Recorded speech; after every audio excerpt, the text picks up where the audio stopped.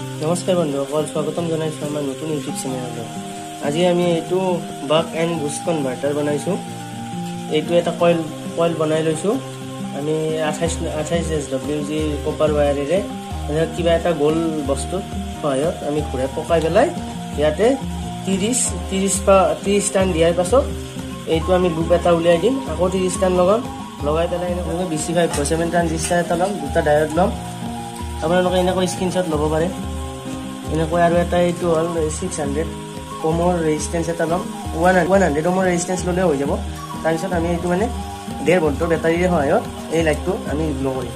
সাধাৰণতে এইটো লাইটেৰে এই বাল্বটো গ্ল' নকৰে। দেখা আছে পজিটিভত পজিটিভ লগাম, নিগেটিভত নিগেটিভ লগাম। লাইটটো বহায় খুব ধুনীয়া বহায়।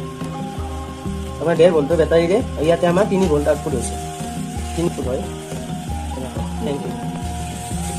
তো আপোনালোকে এনেকৈ ঘৰতে বনাব পাৰে। ভিডিঅ'টো যদি ভাল লাগিছে চেনেলটো ছাবস্ক্ৰাইব কৰি ল'ব। ভিডিঅ'টো ভাল লাগে লাইক কৰিব, কমেণ্ট কৰিব আৰু শ্বেয়াৰ কৰি